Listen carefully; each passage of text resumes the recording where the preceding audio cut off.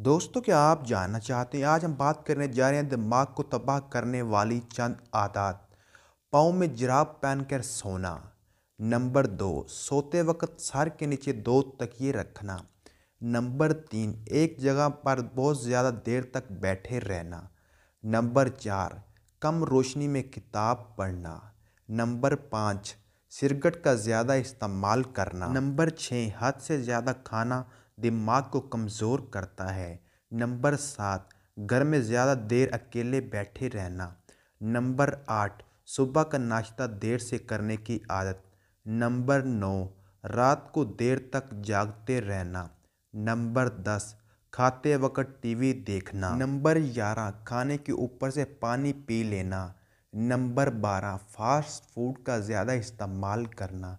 Number 13, ज़्यादा मिर्च मसाले वाला खाना खाना। नंबर 14, पसीने की हालत में ठंडा पानी पीना। नंबर 15, सोते वक्त सर पर कपड़ा पहनना। नंबर 16, रोज़ाना पैदल न चलने की आदत। नंबर 17, ज़्यादा देर तक सोचते रहना। नंबर 18, कमर को झुका कर बैठे रहना। नंबर 19, दांत ठीक से साफ ना करना। नंबर 20, चाय का बहुत ज़्यादा इस्तेमाल करना।